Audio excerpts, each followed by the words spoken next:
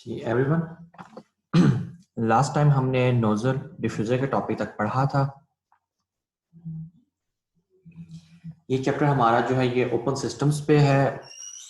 उनमें mess flow rate और energy equation का बैलेंस किस तरह किया जाता है डिफरेंट सिस्टम्स पे। इसके लिए हमारे पास कॉम्प्रिहेंसिव इक्वेशन थी जो कि हमने इनिशियली देखी थी। बट फर्दरमोर हम क्या चाहते हैं कि जो हमारे पास डिफरेंट टाइप के सिस्टम्स हैं उसके हिसाब से हम अपनी इक्वेशंस को सिंप्लीफाई करें ताकि उन पे हम वैल्यूज इजीली कैलकुलेट भी कर सकें, प्लग इन भी कर सकें। तो इन जनरल हम मजीद सिस्टम्स को स्टेडी कंसिडर कर लेते हैं, वो हमारा एनालिसिस बहुत सिंप्लीफाई कर देते हैं कि ओवर टाइम जो वेरिएशन है उसको हम निगलेक्ट कर देते हैं। हमारे पास इंडस्ट्री, इवन घर या गाड़ी के भी जिस तरह हमने बात की थी रेडिएटर होता है, ये इन जनरल स्टेडीली बिहेव कर रहे होते हैं। जो इंजीनियरिंग है और हम जो मैथमेटिक्स यूज करते हैं, it's all about modelling the actual phenomena. सही। तो इसका एग्जैक्टली ये मतलब नहीं है कि जो रियलिटी में हो रहा है हमारी इक्वेशंस हमें एग्जैक्टली वही बताते हैं। हम कुछ एजम्पशंस लेते हैं जिसकी वजह से हमारे पास जो इक्वेशंस होती हैं वो इन जनरल ट्रेंड्स तो हमें सही देती हैं। फॉर एग्जांपल के हम नोजल की इक्वेशन देख लें, ये हमें ट्रेंड तो सही बताएगी कि ओवरऑल वेलोसिटी एक में चेंज करूंगा तो इनलेट वेलोसिटी चेंज करूंगा तो आउटलेट वेलोसिटी कम होगी या ज्यादा होगी। इस तरह के ट्रेंड पर जो एब्सोल्यूट वैल्यूज हैं उनमें मार्जिन ऑफ एरर होता है क्योंकि हमने कुछ एजम्पशंस की होती हैं जिसकी वजह से वो इक्वेशंस हम सॉल्व कर पाते हैं और जल्दी सॉल्व कर पाते हैं फॉर इंजीनियरिंग पर्पसेस।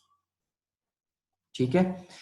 तो इसी तरह लास्ट टाइम बात हुई थी कि स्टेडी प्रोसेस एक्चुअली कोई प्रोसेस एग्जैक्टली स्टेडी नहीं होता। ट्रू। बट इंडस्ट्री में हमारे पास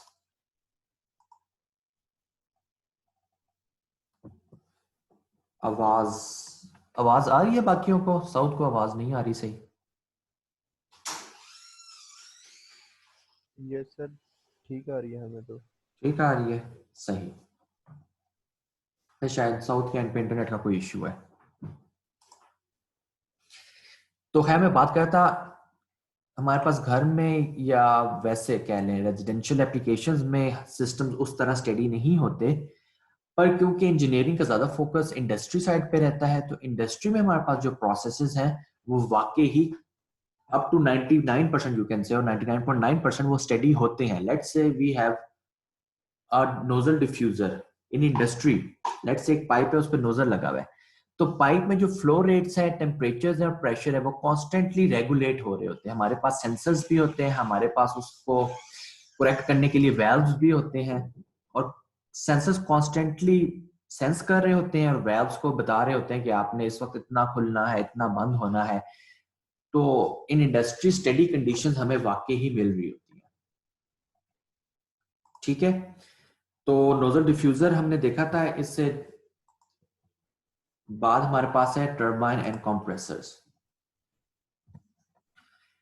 टर्बाइन का क्या मकसद है? What's the purpose of turbine? run the generator. To run the generator and generate power. ठीक है। हमारे पास जो कंप्रेसर है उसका क्या फंक्शन होता है? Increase the velocity of fluid. अच्छा, कंप्रेसर को मेनली हम प्रेशराइज फ्लूइड को प्रेशराइज करने के लिए यूज करते हैं। बट यस, उसका एक पार्ट उसको काइनेटिक एनर्जी भी इंपार्ट करता है। ठीक है। बट इन जनरल हम उसको डिफाइन इस तरह करते हैं कि हम फ्लूइड का प्रेशर इंक्रीज कर रहे हैं। टर्बाइंस हमारे पास दो तीन जगह पे जनरली यूज हो रहे होते हैं। जो ये सारा सिस्टम है ये है गैस टर्बाइन का, जो कि पावर जनरेशन के लिए भी यूज होती है। इसमें आपके पास पहले कंप्रेसर भी होता है, फिर कंबस्शन होती है और फिर यहाँ पे टर्बाइन है। ये सारा सिस्टम आपके पास होता है गैस बेस्ड पावर प्रोडक्शन के लिए। और कहाँ पे यूज होता है गैस टर्बाइन? इस तरह का सेटअप और कहाँ यूज होता है?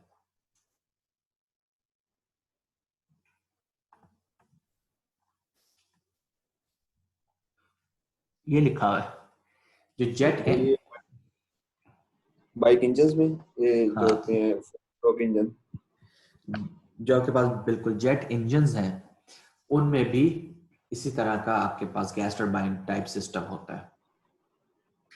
खैर, फिर आपके पास वाटर बेस्ड टरबाइंस भी आ रही हैं, बट जिस तरह का हम अभी एनालिसिस करेंगे वो मेजरली गैस टरबाइन या स्टीम टरबाइन के लिए वैलिड है। ठीक है, पावर जनरेशन में जो यूज हो रही होती हैं।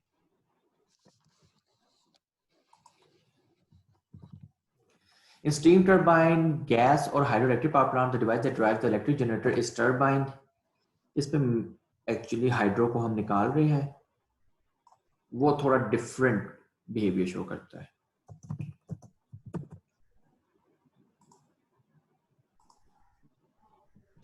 तो हम जो पहले जिनमें हम कह रहे हैं हीट प्रोड्यूस करते हैं, कंबस्शन करनी पड़ती है और फिर टरबाइन ड्राइव करते हैं, उस तरह के टरबाइन को कंसिडर कर रहे हैं। As fluid passes through the turbine, work is done against the blades which are attached to that shaft. Basically क्या होता है, फ्लूइड जब टरबाइन में से पास करता है तो वो ब्लेड्स पे एक फोर्स एक्सर्ट करता है, उन पे वर्क करता है, जिसकी वजह से टरबाइन घूमता है, हम जनरेटर को घुमाते हैं और पावर प्रोड्यूस कर लेते हैं। अब कंप्रेसर, पंप एंड फैंस, हमारे पास ये तीन चीजें हैं। इन तीन को डिफरेंशिएट कौन करेगा? ऑलमोस्ट इनका वर्किंग प्रिंसिपल सेम है।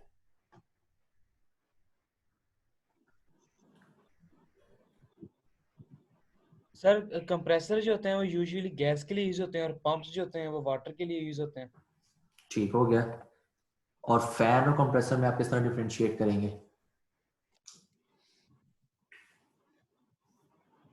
जो है वो स्लाइटली इंक्रीज करता है प्रेशर को किसी भी चीज के, और जो कंप्रेसर है वो हाईली प्रेशराइज करता है उसको। हाँ, एग्जैक्टली।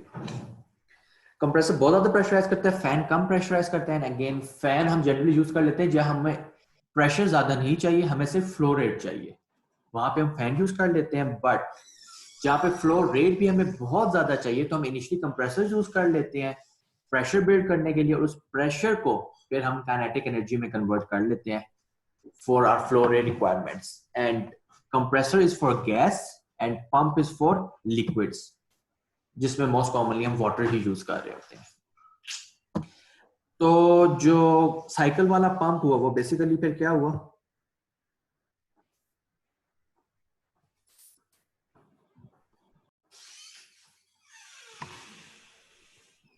कंप्रेसर हुआ। हाँ, एक्चुअल या करेक्ट टर्म उसके लिए जो है दैट इज कंप्रेसर।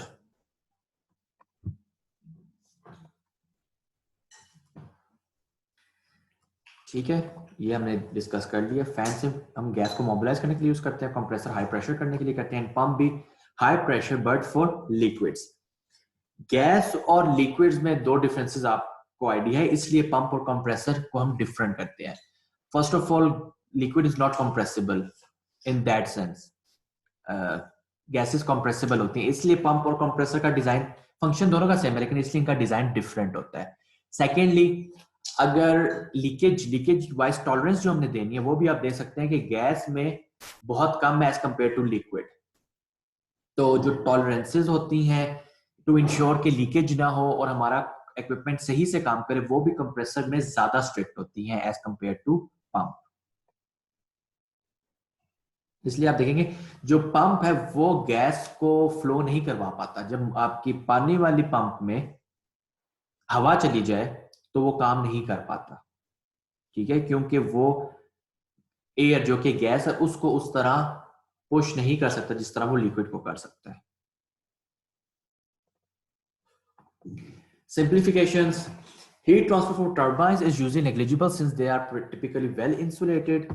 ठीक है, टर्बाइन में हम चाहते हैं कि हमारी एनर्जी लूज ना हो, तो इंडस्ट्रियल जो टर्बाइंस होते हैं उसमें इंसुलेशन भी की जाती है। Heat transfer is also negligible for compressor unless there is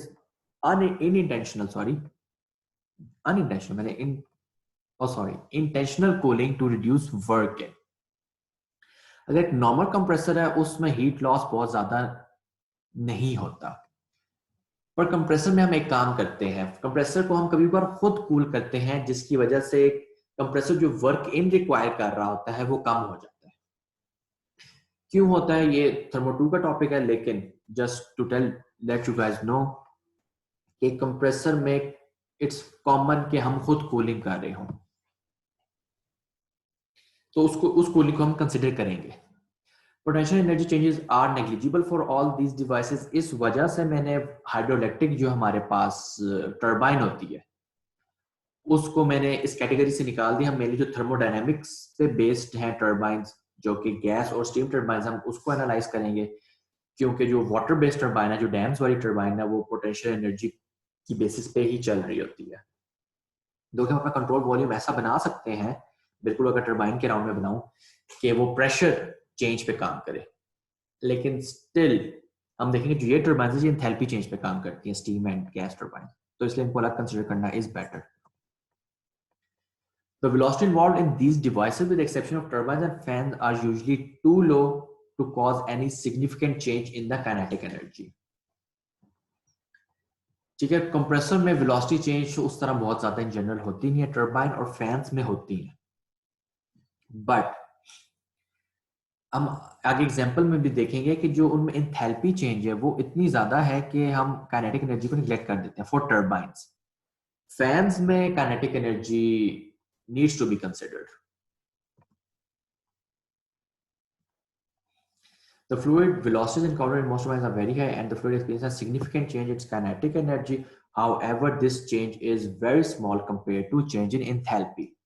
तो हमने जिस तरह ऑर्डर ऑफ मैग्नीट्यूड की बात की थी, अगर मेरे पास एक इक्वेशन है किस तरह की, उसमें enthalpy change is of the order of 1000 and kinetic energy change is of the order of 10, तो मैं उसको निग्लेक्ट कर दूंगा, तो मेरे पास ये इक्वेशन आ जाती है।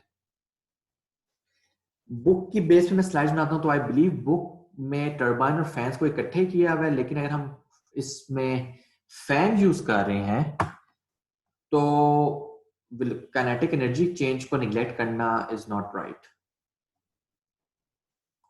तो let's make this equation valid for pumps, compressor and turbine. Fans के लिए ये इक्वेशन यूज करना doesn't seem right, ठीक है।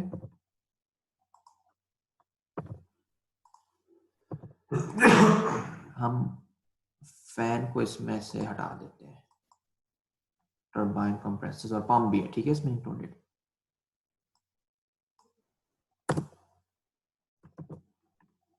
फैन की सिर्फ डिस्टिंक्शन हमने बताई है कि फैन मेनली फ्लूइड को मोबिलाइज करने के लिए यूज होता है, अगर आप उसे मोबिलाइज करने के लिए ही यूज कर रहे हो, वो प्रेशर तो खास चेंज कर नहीं रहा, तो आप काइनेटिक एनर्जी चेंजेस को भी अगर निग्लेक्ट कर दें तो आपका एनालिसिस गलत हो जाएगा, क्योंकि फैन का मकसद ही काइनेटिक एनर्जी इंपार्ट करना है। तो इसलिए हम इस इक्वेशन के लिए फैन को यूज नहीं करेंगे।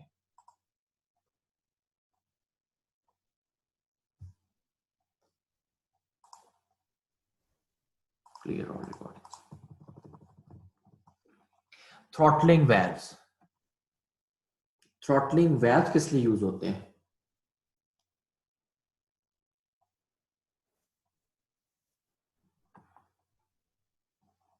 एनीवन?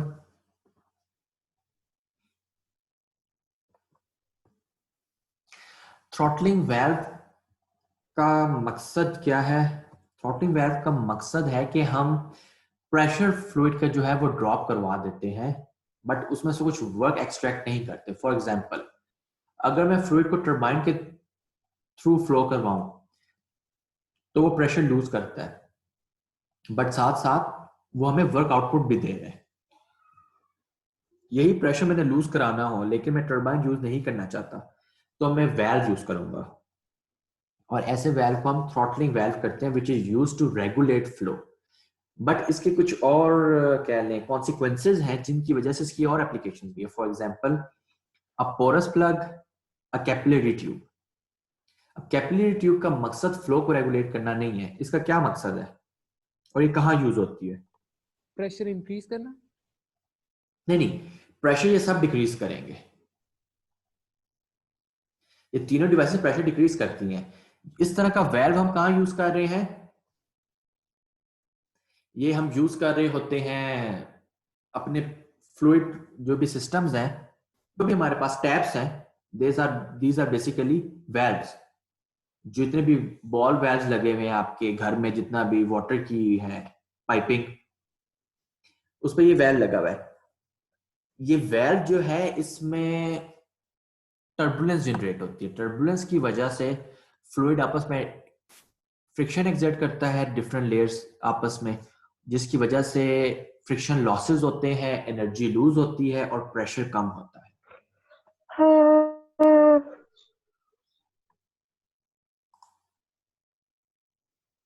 ओके, तो जो पोरस प्लग और कैपिलरी ट्यूब है, इनका मकसद, ये कैपिलरी ट्यूब का क्या मकसद होता है, ये आपके पास लेट्स सी,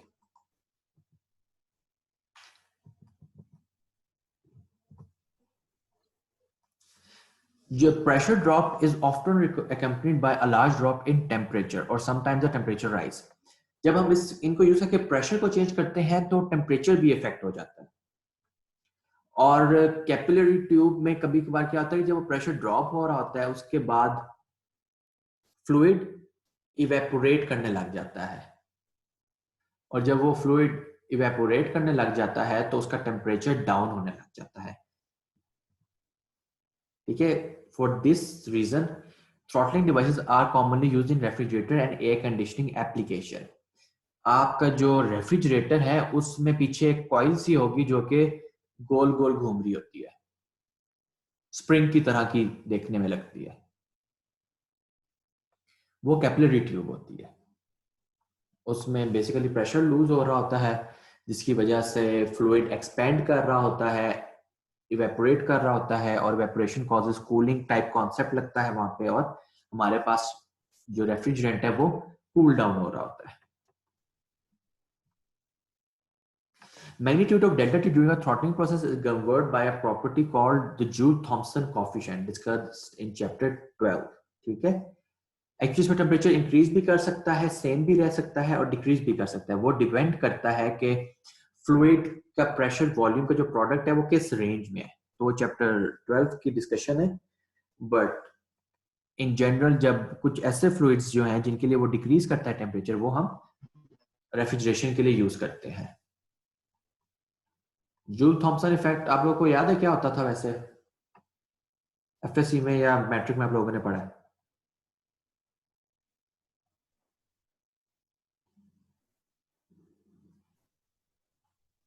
एनीवन? सर ये गैसेस के सडन एक्सपेंशन की वजह से कूलनेस इफेक्ट। एग्जैक्टली, जब गैस सडनली एक्सपेंड करती है तो वो एक्सटर्नली एनर्जी हासिल नहीं कर पाती एक्सपेंशन वर्क करने के लिए। तो जितना भी वो एक्सपेंशन वर्क करती है वो बेस्ड ऑन इंटरनल एनर्जी करती है, जिसकी वजह से उसका टेम्परेचर डाउन हो जाता है। तो कैपिलरी ट्यूब भी कुछ इस तरह की चीज है कि वो जब प्रेशर डाउन होता है, उसमें प्रेशर डिक्रीज हो रहा होता है, लूज हो रहा होता है, उसकी वजह से फ्लूइड एक्सपेंड करने की कोशिश करता है, जिसकी वजह से उसका टेम्परेचर अकॉर्डिंगली चेंज हो जाता है। बट एक काफी कॉम्प्लेक्स फिनोमिना है जो कि अगेन हम मजीद डिटेल में यहाँ डिस्कस नहीं करेंगे। Simplification, throttling valves are usually small devices, तो इसलिए हम एज्यूम कर लेते हैं कि उसके पास इतना टाइम नहीं होता इन फ्लूइड के पास थ्रॉटलिंग वाल्व में कि वो सराउंडिंग के साथ हीट को एक्सचेंज कर सके, इसलिए डेल्टा क्यू इज 0, हीट ना एंटर हो पाती है ना लीव हो पाती है। ऐसे हम प्रोसेस को कह देते हैं adiabatic process. Also there is no work done. अब वर्क का मतलब है अदर देन फ्लो वर्क। जब भी हम वर्क की बात करेंगे हम फ्लो वर्क के अलावा वर्क की बात करेंगे। कोई बाउंड्री वर्क नहीं हो रहा, कोई शाफ्ट, कोई किसी किस्म का वर्क नहीं हो रहा। इन जनरली इन डिवाइसेस में पोटेंशियल एनर्जी भी चेंज नहीं हो रही होती। इसमें फ्लूइड एक्सेलरेट काफी कर सकता है, लेकिन ओवरऑल आपके पास काइनेटिक एनर्जी में जो चेंजेस हैं वो as compared to overall level of enthalpy बहुत कम होती है। तो इसलिए हम काइनेटिक एनर्जी को इन डिवाइसेस में निगलेक्ट कर सकते हैं। तो हमारे पास ओवरऑल इक्वेशन बन जाती है simply H2 is equal to H1. It is an isenthalpic process. ठीक है, isenthalpic process। इसमें एंथैल्पी जो है वो कांस्टेंट रहती है थ्रू आउट द प्रोसेस। अब हमने बात की थी कि इसमें टेम्परेचर कम भी हो सकता है, ज्यादा भी हो सकता है और कांस्टेंट भी रह सकता है। मुझे कौन बताएगा for an ideal gas isenthalpic process में टेम्परेचर को किस तरह बिहेव करना चाहिए?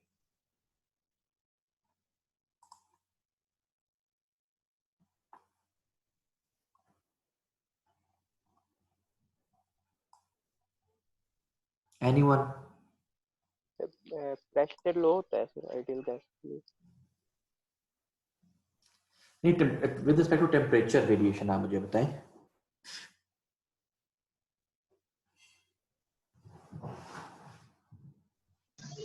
चेंज नहीं होना चाहिए सर। चेंज नहीं होना चाहिए? Yes sir. क्यों? सर क्योंकि H2 is equal to H1 है ना सॉरी, क्या है? Sir? H2 equal to H1 है। हाँ, एंथैल्पी कांस्टेंट रह रही है, तो ये हमें किस तरह बता रहा है कि टेम्परेचर भी कांस्टेंट रहना चाहिए?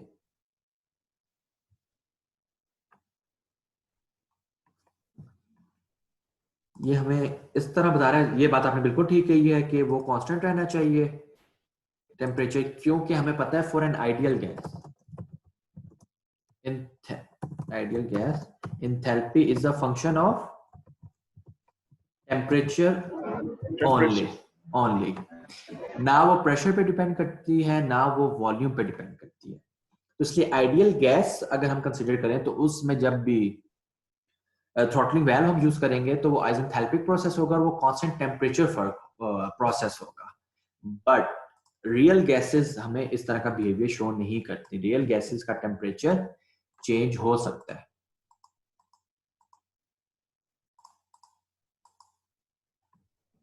ठीक है,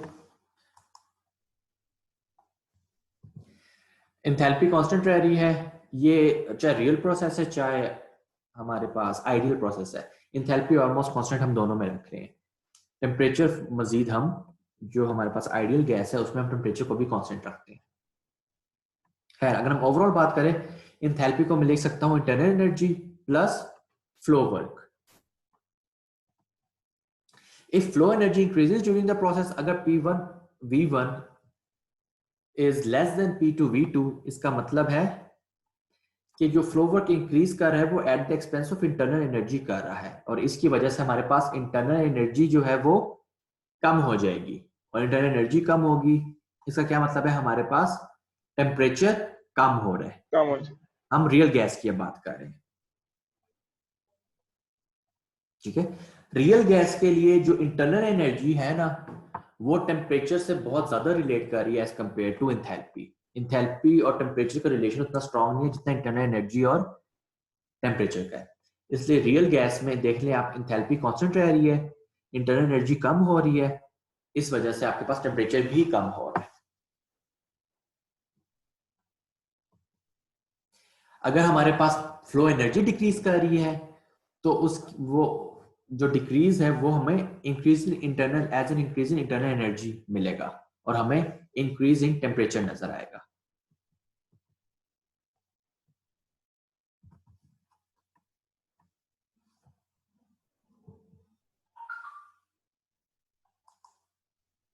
ठीक है, recall for an ideal gas H is equal to HT, which means H1 is equal to H, temperature भी कांस्टेंट हो गया फॉर आइडियल गैस। ठीक है, एक और चीज आपको बताते जाऊं,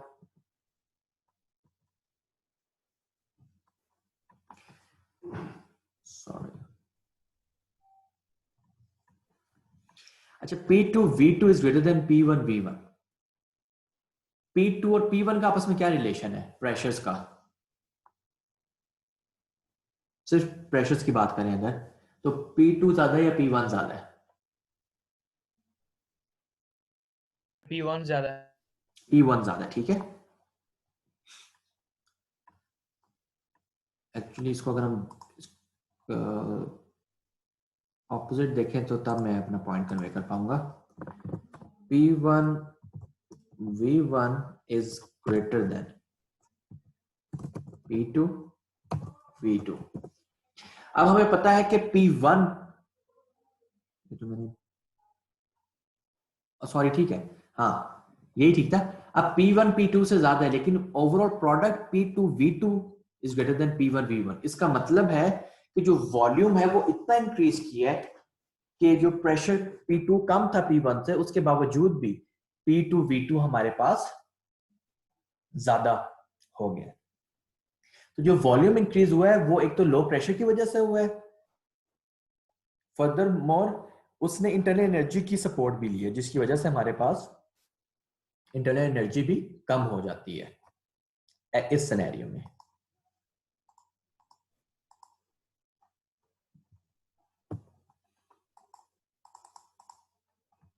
मिक्सिंग चेंबर, ठीक है, हम इसी तरह डिफरेंट जो कॉमनली यूज्ड कंपोनेंट्स हैं उन पे हम एनर्जी एनालिसिस लगा के देख रहे हैं।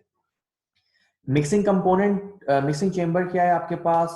Simplest example is your shower, जिसमें एक हॉट वाटर की लाइन आ रही है और एक कोल्ड वाटर की लाइन आ रही है, तो एक जगह आके लेट से वो आपस में मिल रहे हैं।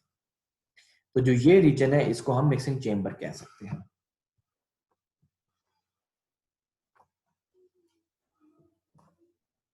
अब इसमें हमें मैस फ्लो को भी ध्यान रखना पड़ेगा। क्यों? क्योंकि अभी तक हम जो डिवाइसेस देख रहे थे उनमें जनरली एक ही इनलेट होता था और एक ही आउटलेट होता था। मिक्सिंग क्योंकि होनी है मिक्सिंग चेंबर में, तो इसके मोर देन वन इनलेट्स होंगे। शावर के केस में इसके पास 2 इनलेट्स हैं और एक आउटलेट है। सही है, हमारे पास ये मिक्सिंग चेंबर है, तो आपके पास 2 इनलेट्स हैं और एक आउटलेट है। तो अगर मैं इस पे ये मैस कंजर्वेशन की एनर्जी की इक्वेशन लगाऊं मैस कंजर्वेशन की, तो आपके पास ये इक्वेशन आ जाती है simplifications. Mixing chambers are usually well insulated, इनमें जनरली आपके पास हीट लॉस नहीं होता, या हीट लॉस होता है तो अगेन आपके पास फ्लो स्पीड इस तरह होती है कि वो हीट लॉस बहुत ज्यादा नहीं हो पाता। They usually do not involve any kind of work. आप देख सकते हैं इसमें कुछ वर्क नहीं हो रहा किसी किस्म का, अगेन से फ्लो वर्क इन्वॉल्व हो सकते हैं, बट और किसी किस्म का वर्क नहीं हो रहा। तो आपके पास ये पूरी एनर्जी इक्वेशन है। इसमें आपके पास एडियाबैटिक भी आपने ले लिया, ये कैंसिल कर दिया, वर्क भी ये आपने काट दिया। Again changes in potential energy इसमें कोई नहीं है, चेंज इन काइनेटिक एनर्जी ऐसा कोई नहीं है। तो अगर आपके पास this meeting will end in 10 minutes, upgrade now to remove 40 minutes limit। 10 minute बाद ये मीटिंग खत्म हो जाएगी, फिर 10 मिनट की ब्रेक कर लें, उसके बाद सेकंड लेक्चर स्टार्ट करें। Yes, sir. Yes, ठीक है? sir. Yes, sir. Yes, yes. ठीक है, तो ये मीटिंग बस 10 मिनट बाद, फिर हम 10 मिनट की ब्रेक करेंगे और फिर अगला लेक्चर स्टार्ट कर लेंगे। तो अगर हमारे पास 2 इनलेट्स है तो ये क्या बेसिकली ये क्या शो कर रही है equation? Total enthalpy in is equal to total enthalpy out. क्योंकि जो इंथैल्पी है वो किसी और टाइप ऑफ एनर्जी में चेंज नहीं हो पा रही, ना वो काइनेटिक एनर्जी में चेंज हो सकती है, ना पोटेंशियल एनर्जी में हो सकती है, ना कोई वर्क हो रहा है, ना कोई हीट इंटरेक्शन हो रही है। तो इंथैल्पी टोटल कांस्टेंट रहेगी। तो इंथैल्पी जो इन हो रही है वो एक यहां से हो रही है, let's say we call it 1, we call it 2, we call it 3। तो हमारे पास क्या हो जाएगा? Simple m dot 1 h1 plus m dot 2 h2 is equal to m dot 3 h3। अगर इस पे हम मैस इक्वेशन लगाना चाहें वो भी सिंपली क्या हो जाएगी? डॉट की फॉर्म में है ये, ठीक है, मैं डॉट नहीं डाल सकता, तो m1 plus m2 is equal to m3। तो आपके पास ये इक्वेशन है 2 और आप उसकी बेसिस पे सॉल्व कर सकते हैं।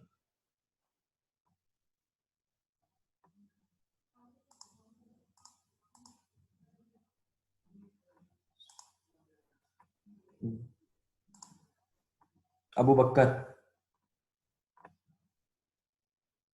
सर सबसे पहले तो मुझे ये बताएं कि इसमें प्रेशर का फैक्टर इन्वॉल्व है या नहीं, और काइनेटिक एनर्जी का। काइनेटिक एनर्जी का तो नहीं है।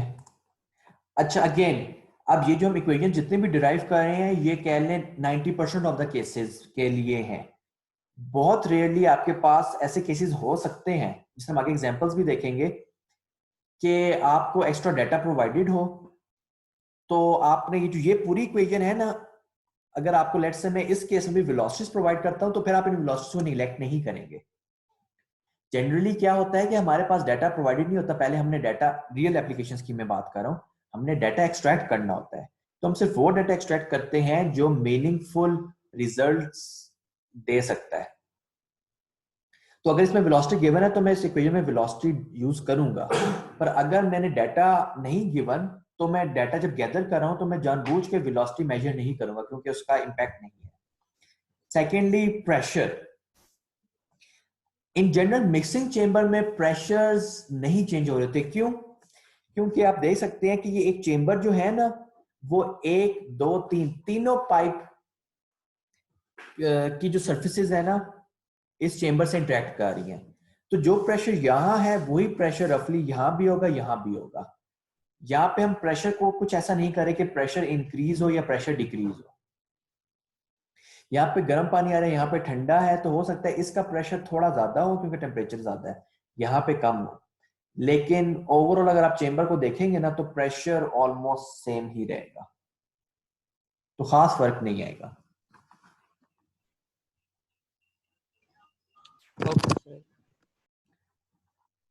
ठीक है। हीट एक्सचेंजर, हीट एक्सचेंजर्स का क्या पर्पस होता है?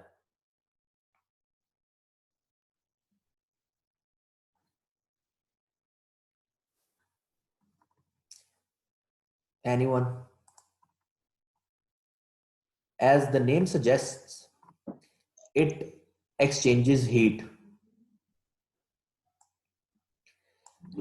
इसकी कॉमन एप्लीकेशन मुझे काफी एप्लीकेशन। कॉमन एप्लीकेशंस कौन बता सकता है मुझे? एयर कंडीशनर, रेफ्रिजरेटर, बिल्कुल। जो कॉइल्स होती हैं उनसे हीट रिड्यूस कर रहे होते हैं वो। एग्जैक्टली। सर जो नॉर्मल हम रेडिएटर्स के स्टोव यूज करते हैं वो भी हैं, हीट एक्सचेंजर्स ही हैं। अच्छा, इसमें थोड़ा सा बताऊं, हम ऐसा एक लेंगे जिसमें हम खुद हीटिंग जनरेट नहीं कर रहे, हम हीट एक्सचेंज कर रहे हैं। जब हम स्टोव यूज कर रहे हैं तो हम कंबस्शन करके हीट जनरेट कर रहे हैं, तो उनको हम कह लें बॉयलर या स्टोव, इस तरह की कैटेगरी में ले आते हैं। हीट एक्सचेंजर हम उनको कहेंगे जिनमें दो डिफरेंट मीडियम्स हैं डिफरेंट हीट्स पे, और उनको आपस में हम हीट एक्सचेंज करवा रहे हैं। जो मिक्सिंग चेंबर है शावर का, हॉट एंड कोल्ड वाला, बेसिकली वो भी कहने एक open type of heat exchanger ही है। सर ऐसे तो फिर एयर भी हो सकती है, वो भी तो हीट ट्रांसफर करती है। हाँ बिल्कुल, कैसे तो एयर कंडीशनर में हम एयर ही यूज कर रहे हैं।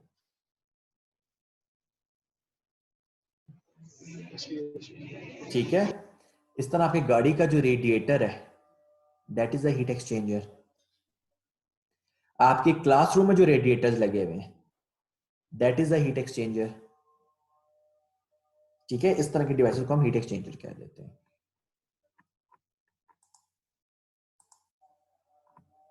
इसकी मल्टीपल टाइप है। डायरेक्ट कांटेक्ट, इसमें क्या हो रहा है, सिंपल, दोनों तरह का फ्लूइड एक चेंबर में आ रहा है, वो आपस में एग्जैक्ट मिक्स होके जा रहा है आगे, जिस तरह हमने शावर की बात की। ये डायरेक्ट कांटेक्ट टाइप है कि इसमें दोनों फ्लूइड्स की जो स्ट्रीम्स है वो एक्चुअली आपस में मिक्स हो रही है।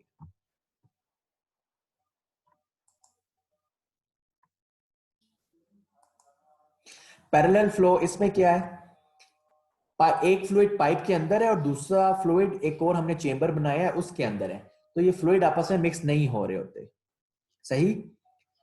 और इन जनरल हमारे पास जो कूलिंग फ्लूइड होता है, जिसको हमने कूल करना होता है, वो डिफरेंट होते हैं और हम उन अफोर्ड नहीं कर सकते कि वो आपस में मिक्स हो। तो इस टाइप का हीट एक्सचेंजर कम ही होता है। ये तब होगा जिस तरह हमने बात की थी कि जो ठंडा है वो भी पानी और जो गर्म है वो भी पानी है, तो वो मिक्स हो जाए तो इट्स फाइन। पर इन जनरल दोनों फ्लूइड सेम नहीं होते, तो उसमें हम इस तरह का कुछ यूज करते हैं। इसमें दोनों की डायरेक्शन सेम है, पाइप भी लेफ्ट टू राइट है, और जो इसे हम शेल कहते हैं, जो ये चीज है इसको शेल कहते हैं, ये भी left to right, sorry right to left है दोनों। इसमें एक राइट टू लेफ्ट है पाइप, और जो शेल में एक फ्लो है वो लेफ्ट टू राइट है, इसे हम काउंटर फ्लो कह देते हैं। और फिर क्रॉस फ्लो टाइप है, इसमें दोनों एक दूसरे के जो फ्लो है, फ्लूइड का फ्लो वो यूं हो रहा है वाई डायरेक्शन में, और जो एयर है उसका फ्लो एक्स डायरेक्शन में हो रहा है। जिस तरह अगेन आपके पास गाड़ी का हीट एक्सचेंजर होता है, रेडिएटर होता है। इस तरह और भी कुछ टाइप्स हैं, लेकिन मेजरली इस तरह की आपको टाइप्स होती हैं हीट एक्सचेंजर की। I believe heat and mass transfer में, और आगे आप शायद पावर प्लांट में भी एसी एंड रेफ्रिजरेशन वगैरह सब्जेक्ट्स में हीट एक्सचेंजर आप डिटेल में पढ़ोगे। इधर जस्ट मैं आपको इंट्रोड्यूस करवा रहा हूँ हीट एक्सचेंजर से। ठीक है, सबसे कॉमन शेल ट्यूब जो हमने बात की थी, ट्यूब में एक फ्लूइड होगा और एक फ्लूइड शेल में होगा। जो ये टैंक्स है इसको हम शेल कह देते हैं।